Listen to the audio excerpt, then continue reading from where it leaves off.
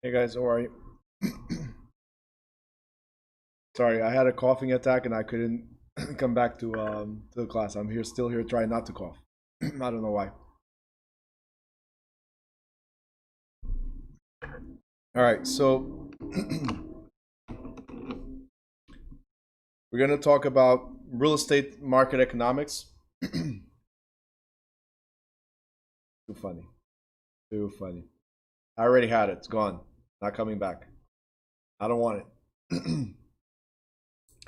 All right, real estate market economics. It's very important for appraisal, which we'll talk about in another chapter, but it's very important for appraisal purposes to understand market dynamics. Not only for appraisal purposes, but as an agent, you need to understand the moving pieces of a particular market. Okay, and that should bring you back to what I keep on saying, which is define your market and where you're going to be working versus trying to work the whole New Jersey and understanding the different municipalities and what the laws are in each municipality. Because things change from a city to another. A lot of things change. So knowing everything is very tough. Understanding a market makes it a particular market makes it a lot easier. So real estate is an economic product that is subject to economic laws and influences, much like other goods and services in our economic system. Real estate professionals do not have to be economists, of course. In fact, they're better off, like it says here, in leaving those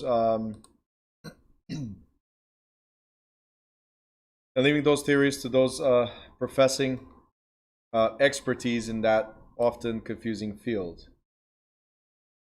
So, however, brokers do need a basic understanding of how our economy works, and particularly how real estate as economic product fits into the real estate marketplace. Now, understanding the fundamentals of real estate economics enables one to recognize the effect of the current economic conditions in the real estate market on transactions, prices, and values. I think this is the reason why I mentioned earlier in a different chapter that you need to understand cycles. You need to understand that everything has an up, everything has a down. There's no steady up or steady down. There's always that opportunity for change. So apply the economic principles to estimate the future conditions in the real estate market, and apply the economic principles to specify geographic areas and property types in order to address economic conditions for a particular property and site. For instance, if you're in an area where there's high demand for residential, do you think commercial might increase in value? Probably not. Probably just stabilizes, or being less desirable, it might even decrease in value. Does that make sense? So you need to understand the market to that level. Is this a residential market? Is this a commercial market? And when I say market, I'm not talking about stock market. I'm not talking about the economy. I'm talking about particular areas are a market where things are tradable or sold. So these are abilities that will benefit the clients of any real estate professional. So understanding the market system, we're going to talk about supply and demand, price and value, productivity and cost, market interaction, and market equilibrium. So as far as supply and demand, I think everybody knows this. If there's too much supply, right? Going there. We're getting there, Verona. Easy, steadily, slowly. But we'll get there. So if there's too much supply and there's not enough demand, then prices change, right? The same the other way around. If there's a lot of demand and not enough supply, prices change. So if it's something that has an infinite supply, what do you think happens to the values? What is the price change that happens to the values? Usually they drop. If there's something that's limited in supply, what happens to the values? Traditionally, they rise. So supply and demand has this direct correlation to price. Depending on how these are flowing, that's how the price will go. All right? So very, very important you guys understand this. Supply and demand. Supply is the quantity of a product or service available for lease, for sale, lease, or trade at any given time. This is true for anything, not just real estate, is how much supply, the quantity that's available. While demand is the quantity of a product or service that is desired for purchase, lease, or trade at any given time. So there could be a lot of supply also, but no desire. So it's just there, right? There could be a lot of demand, and again, not enough supply. It changes everything. The price mechanism. So in addition to supply and demand, there's other critical components of an economic system. The other critical component is price mechanism, or simply price. A price is the amount of money or other asset that the buyer has agreed to pay and that a seller agreed to accept to complete the exchange of a good or service. It is a quantification of the value item trade. So staying right here, when we're talking about price, means market price. So as it says here, price is the final trading price. And when we do our comparables, as we'll read, when we do our comparables, this is the number we need, right? Because that's what establishes what the demand is. If there's enough sales in the area and there are a particular price, that means that your property will most likely be around that price. Does that make sense? Right? So the buyers determine the price. So the price in this context means the final trading price. It is not the preliminary asking price of the seller, nor the initial bidding price of the purchaser. Asking and bidding prices are pricing positions in the negotiation between the parties prior to the exchange. The true price of an item is its final number. It's the market price is the sell or sold price. Listing, I can ask right now to you guys, look, it's a nice mouse, sleek. It works great for me. I have a bunch of these. I'm going to sell to you guys for $1,000. Who would buy this? Raise your hand. Nobody? So I can ask whatever I want. Doesn't mean you'll take it. If I sell this for $1, anybody? Anybody want to? Okay. Some hands went up. Does that make sense? So the price, the final number, is what establishes the value of this, what people are willing to pay for this. It's not what they're bidding, it's what they purchase for. And I usually say this, when I go to buy clothes, as an example. If I go to Kohl's, as an example, I look for the clearance section. Yeah, call me cheap, call me whatever you want. But that's how I buy. There's people that are willing to pay the price while it's on the shelf, right, or the primary display, and it's like $100. I don't mind waiting a little bit more and picking it up, the same item, picking it up when it's on clearance. Does that make sense? So what I'm willing to pay gives the value to that item. If 100 people buy at $100, then the value of that is $100. But if 300 people buy at $30 at the discounted price, then the value is $30. And that's how it's established, as simple as that. Now, value and value determinants, because there's different ways to establish value. So price is not something of value in itself. It is only a number that quantifies value. In fact, value is a future benefit to the property. So the economic issue underlying in the interplay of supply and demand is how do trading parties arrive at the value of a good or service as indicated by price.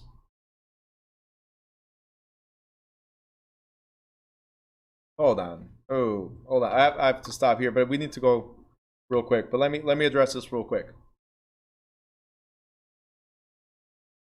Really? I don't know where you're buying. I don't know where you're buying. I buy everything on clearance. Everything. I'll never, ever, ever, and this I usually people say never say never. I'll never, ever, ever, ever pay full price for something. Ever. Nope. I don't care if it's a leftover. I don't mind being a leftover. It still looks great on me. Got it? And I don't have to buy what I consider ugly. And again, some people's trash is other people's gold. Simple. I don't know where Muslim is buying stuff, seriously. All right. Let me know where you go by. Again, some people's trash is some people's gold. I don't do this, right? I've never actually never did. But doesn't mean there's not good stuff. There you go. Jeffrey's like showing off. There's good stuff.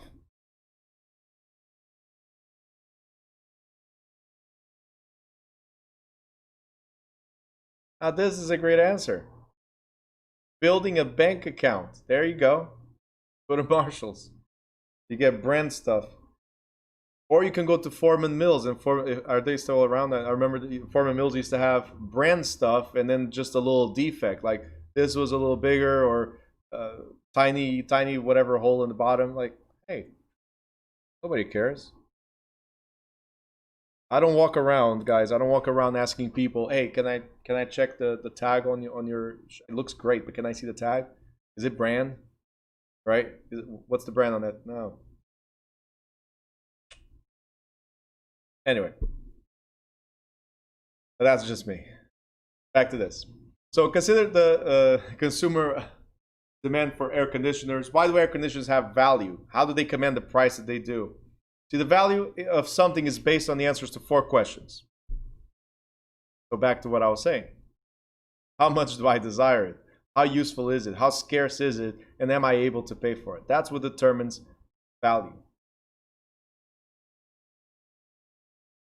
Okay? I'll give you a quick example. Forget the air conditioning. Right here. Did you ever go to the supermarket, shop, and I want you to remember clearly, okay? If you go to the supermarket shopping while you're hungry or shopping while not hungry, let me know what the outcome was for you. Let's see what happens here. This is going to be interesting.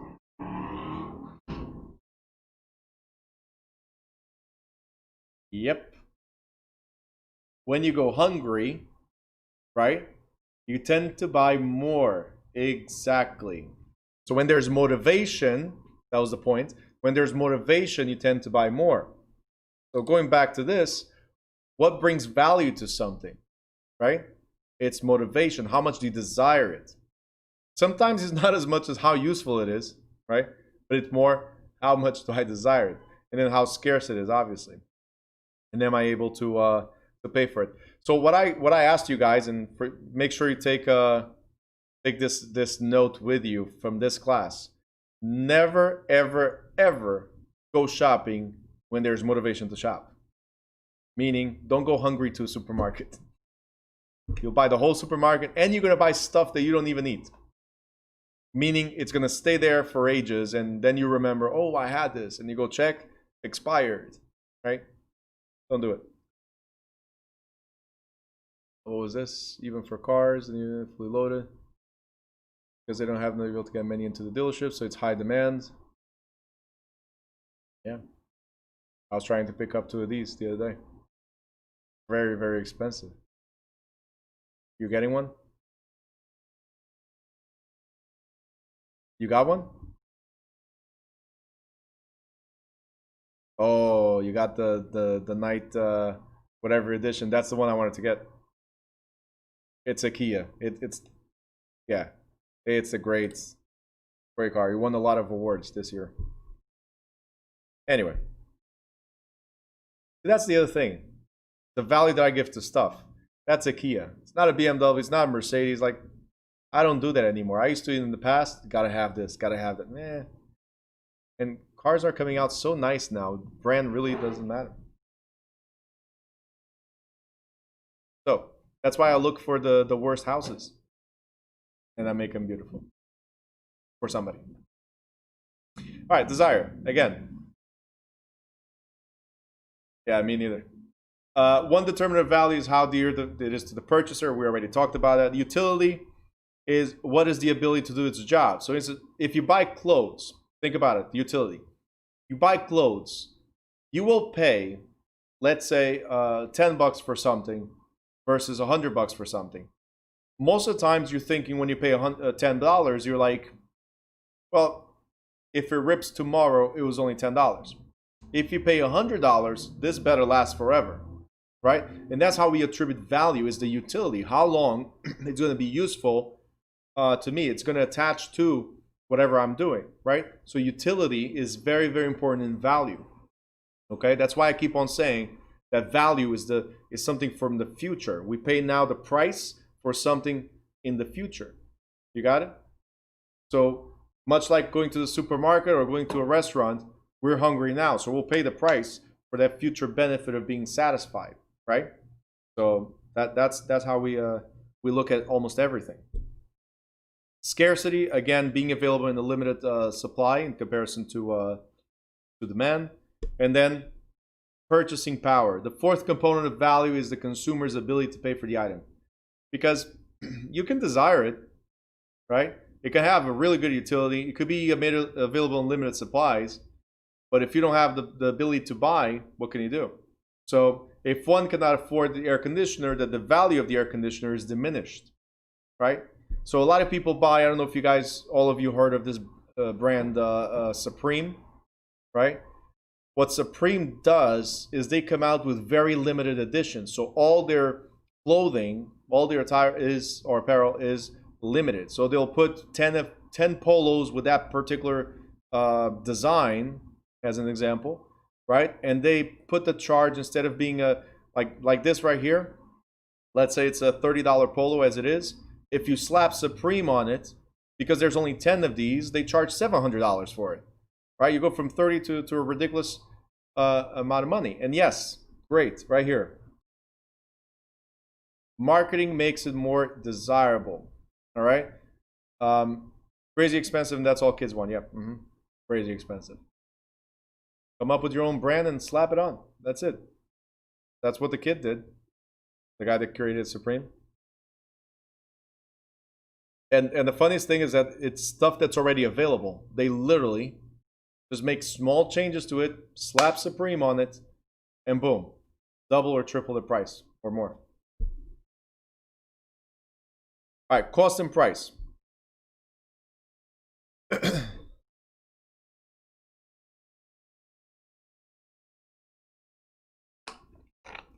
So cost and price. Consider cost and price are two different things. Price, as I said, is what you pay for something, right? But cost, I know I don't have it highlighted. We're going to highlight a lot of stuff after. But cost is how much it costs to manufacture or purchase. And one of the things that people do is sometimes, especially with real estate, I've had realtors do this. How come the client doesn't take less for this property? They only bought it for $130,000. The property is worth selling for $600,000. Why don't they take less? Well, I could have bought it for $130,000, but I put $400,000 of construction into this, of value into this. So now I'm at $530,000. Does that make sense?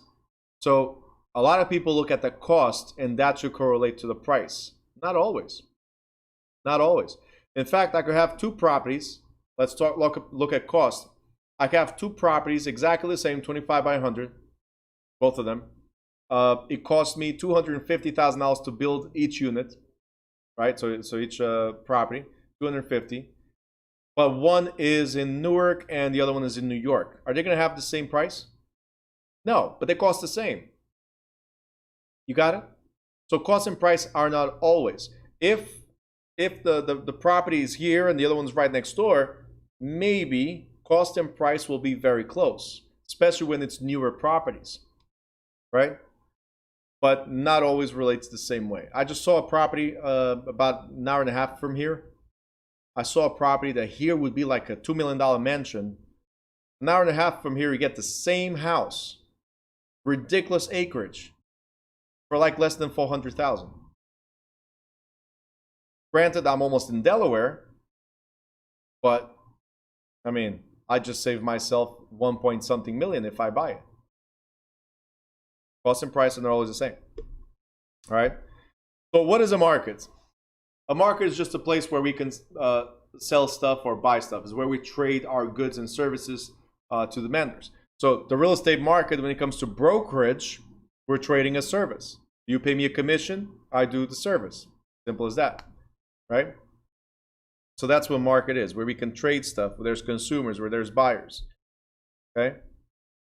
Supply and demand, and the relationship is based on like a seesaw effect. As I said earlier, if there's a lot of supply relative to demand, the price decreases. If supply decreases relative to demand, price increases, and so on. So these are the seesaw effect based on supply and demand. Okay. Talked about this. Okay, market equilibrium. We're on page 210. For you, probably 208. But market equilibrium. How do we get a good balance or understanding of the balance of the markets? So the market tends towards a state of equilibrium in which supply equals demand, price, cost, and value are identical. So according to this principle, market demand moves to meet supply, and supply moves to meet demand. So if there's an extreme shortage of an item, for which there's usually a normally strong demand, then suppliers will rush to increase the production to close the gap. So they always try to be within the same ranges. If inventories of an item are very high, suppliers will stop production until oversupply has been depleted. So similarly, if the price of an item far exceeds its cost, new suppliers will enter the market with lower prices, right? And this is true. I'm pretty sure you've seen competitors, right? Competitors doing exactly the same thing, but with lesser prices. And then you choose, do you want the brand or do you want the non-brand, right? So much like drugs, the generic drugs and the brand name drugs, right? It's the same thing. The market, that's the pharmaceutical market, exactly the same thing. They do the same thing. There might be a small change to a particular chemical in it, and that's what might affect you or not. But then your doctor is the one responsible for knowing what a generic is and what a brand supply is in terms of chemical composition. Great example. Kirkland. Okay, so Costco has the brand called Kirkland, and then BJ's has their I forgot what it was. It's B and J something. Anyway, but they have their brand, just like Walmart has their own brand, just like ShopRite now has their own brand, and they use this as a competition to the actual name brands. Look, it's exactly the same thing. They found it in the pharmaceuticals, and they found it even in the supplement markets. And that's how they came up with these things. If they're doing direct competition with supplements, even with supplements, like here's the CVS brand versus the, what do you call it? Like, let me give you one, like Metamucil, like the one for the, I think it's digestion, right? Here's the CVS brand, it's like $3 less. The cold and flu is like also like $10 less. It's the same thing. And they see, they even write it, compare it to this one. So the point here is, in terms of the equilibrium, is, yeah, it's the same manufacturer. They just put a different label. Can you give me another word for equilibrium? Balance? Yep. So we're talking about balancing the market based on supply and demand. When there's too much of everything, right, then either they stop production until that sells out, or so yeah, equal, or trying to bring it to an equal value. Thank you, Stephanie. Or check and balance, like Elena said. But the point still is, we have to have the equilibrium or the balance, or make things equal in the marketplace, because a big disparity would also make economy crash. Like if things are too expensive and there's nothing to substitute, people will stop buying. If people stop buying because they can't afford it, then the economy crashes. It's just the way it is, and that's what you're going to find eventually with the real estate. Right now we have a fake economy, right? People don't want to admit it, but we have a fake economy. The interest rates are artificially low. The interest rates are very low. Like it's we've never been this low compared to the prices that we've had. So the way that people are seeing it is, I can buy a $1 million house today, and pay the same monthly as I would for a $500,000 house 10 years ago because of the interest rates being so low. And that is great. But how long do you think this is going to maintain? Right? Eventually, either one rises or the other one has to drop. Because on the other side, as I keep on talking about, and this is why you can understand the principle of equilibrium. On the other side, people lost their jobs and businesses closed down for the lack of assistance. Even though there's been some assistance from the state and from the federal government, but not enough. Like a lot of people got their, and we're not getting into politics. I'm just explaining the economy. A lot of people got into got their stimulus, right, and that's it. So there's a lot of people that are surviving on $17 a week, meaning if you divide the 1,200 by the amount of months that went by, it's like $17 a week. Who can survive on that, right? A lot of people don't qualify for the unemployment and the extra benefit that was given because there's qualifications for it.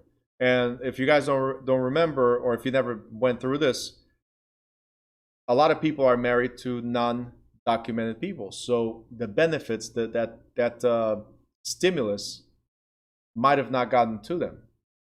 There was a stop. You don't get it because you have somebody in the household that's not documented. Now, but there's kids involved. And the kids get it? You see what I'm saying? So there's a challenge here that's led a lot of people to close their businesses, led a lot of people to be laid off, and then nothing to balance, right? We have economy picking back up somehow. I still think that it's artificial. People praising about all these jobs that are being created. No, they're just coming back from where they were, right? It's not new jobs being created. There hasn't been new job creation in a very long time. And all this will affect, again, not talking about politics, I'm just showing you how all this is like a domino effect. The pieces are all lined up, and once you tilt one, everything is going to crumble. It might take a while before it gets to the last one, where market crashes, but everything is going to crumble unless there's some type of solution that will be presented anytime soon, which I doubt, since these now going a little politically, since both parties are pretty much the same thing. They have no interest in you, they have interest in themselves and what benefits themselves. So at the end of the day, if you don't work hard for yourself, nobody will. That's why I tell a lot of people, stop watching the news and stop, watch the news, but don't go, like there's people that die in front of that TV, right? That are watching, and I can tell you this personal experience, they're watching that TV, whether it's CNN or it's Fox News. I really don't care which one you're watching. People are just like this. Your kids could die next to you, but it's more important to watch Fox and what the president's going to say, or watch CNN and what they're going to say, right? So you have to do it for you. I haven't stopped working, okay? I might have not made money during a particular period of time, but I'm constantly evolving. Right? I took advantage during this period to change the books. I took advantage to check eligibility to move on to different markets. We're now expanding to different states. You see what I'm saying? So I appreciate you guys that have been here and attempting to change your lives and doing something else with it. I appreciate that, because that shows you're not stuck in front of a TV that doesn't pay your bills. All right, to me, that's the most important.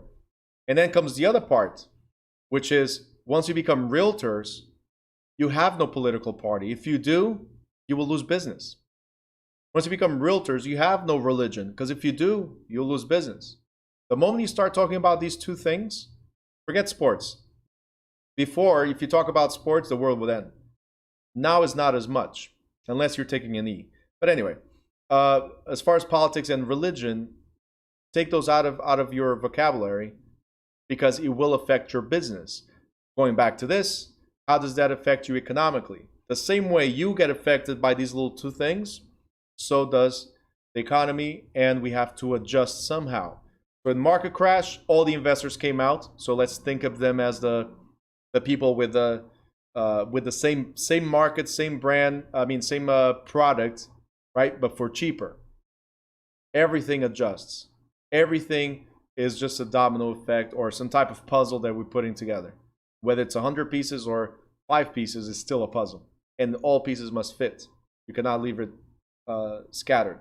So that equilibrium will happen at every stage of the economy. All right?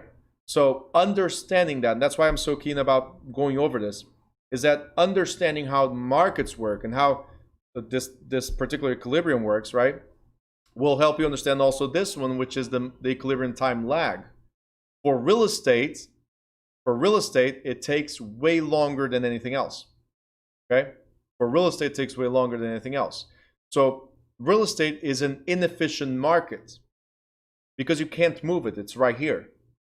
Everything else, look, people don't want to buy Samsung. I go to an area where people love Samsung and I sell it to them there. Real estate, no, it's fixed. You can move your market, meaning you go sell somewhere else, some different type of market, right? But the property stays. So it's easy to predict, guys. It's easy to predict what will happen to the market. What will happen to this property? Will the price 300,000, 400,000, 500, will it hold steady, increase or decrease? It's so easy to predict. It takes so long. Stock market, though, it's a little different. It's up and down every day and a little tougher to predict. Some people are good at it. I suck at it. Stock market is not my game. But real estate, it's constantly, since everything else is constantly changing, a market is usually in some type of condition of imbalance. All right. Now, real estate market dynamics. Erica, I know you work for TV, so I can imagine the stuff you've been editing. Yep. I can imagine. We talked about this years ago, remember? Yep. That's why it's called media programming. You're being programmed. That's what it is. All right. Anyway, so real estate market dynamics. Let's talk about economic characteristics of real estate. They're also, like everything else, subject to supply and demand, governed by in the market by the price mechanism as well, influenced by the producer's cost to bring the product to the market. Just like everything, this is all the same, okay, like other products, right? But in comparison to economic products and services, real estate has certain unique traits. As I said, there's not too much of it, and it's in that place. So land is scarce resource as well as a required factor for production. Like gold and silver, it has both inherent value and utility value. Unique appeal of products, so utility. And since no two parcels of real estate are alike, each has their own different location, even if they're side by side, every parcel has its own appeal, therefore its own value. Demand must come from supply. Since real estate cannot be moved, real estate investors and users come to the supply versus everything else. This creates risk because if demand drops, supply cannot be transported to higher demand markets. Okay? So it's just a recap of everything I was talking. And then there's the risk. Here's one of the risks, illiquid. Real estate is relatively illiquid. What does that mean? You cannot always be readily sold for cash. You can at a great loss. So if you need cash tomorrow, I'll give you 50% of the money. Right? The property's worth 500, I'll give you 250 cash. Now, we close now. Does that make sense? If you have money in the bank or if you have money in the stock market, usually you can cash out and maybe the next day or 2-3 business days it's available for you, depending on the product that you have it invested. You guys understand? Real estate is not a 2 to 3 day thing. So being highly liquid is what makes this sometimes a risky investment, depending on which what's your status right now in your life. Okay. Like I said, it's slow to respond to changes. Being slow to respond to changes, as I said, it's predictable. Okay? Usually, we don't have these sharp declines in the market. It takes time. So, like I said, again and again and again, it's predictable. You can always predict a 20% increase or a 20% decrease at any time. 2009 to 2010 was unpredictable for a lot of people. You guys understand? So that was a freak accident. But can you expect that at one point the market will drop down almost to 20%? Sure. Happens all the time. You'll then increase ridiculous amount of money, but always with that flow up and down. Okay? Decentralized real property cannot be shipped to a large central real estate marketplace. So real estate markets are thus local in nature and highly susceptible to swings of local economy. Everything I was just saying before we started reading, right here. Okay? So when I told you guys not to watch the news or don't get into politics and all that stuff, again, is just don't get too focused on it, but understand it enough to see how it's going to affect the marketplace. Okay?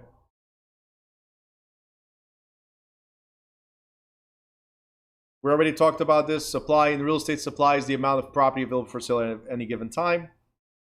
And this changes the market from seller's market to buyer's market, from buyer's market to seller's market. Right now, we are still in the seller's market. Still.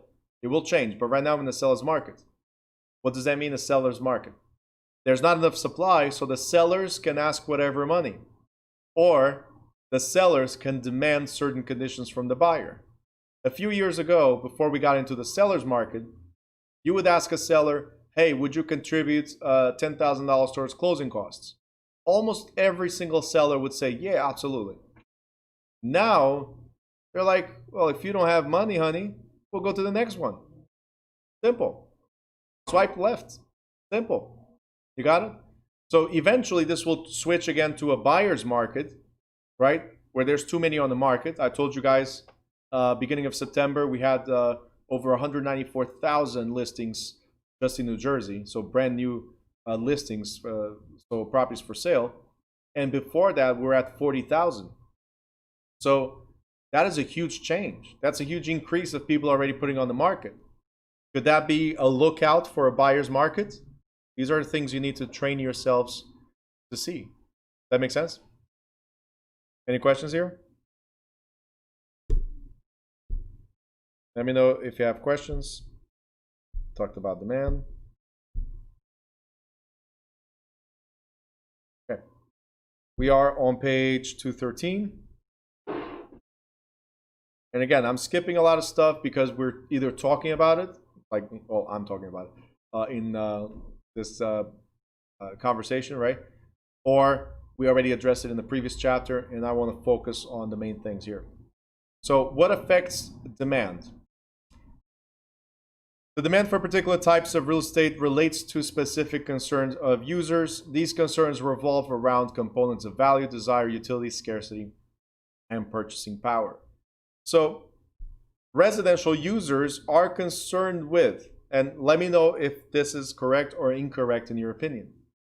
You are, when you look for a property, whether it's for rent or for purchase, you are concerned with the quality of life in the area where you're buying, neighborhood quality, convenience and access to services and other facilities, meaning is it close to a supermarket? Is it close to a school? Is it close to transportation, right? Dwelling amenities in relation to the household size, lifestyle, and costs. Is this true, guys?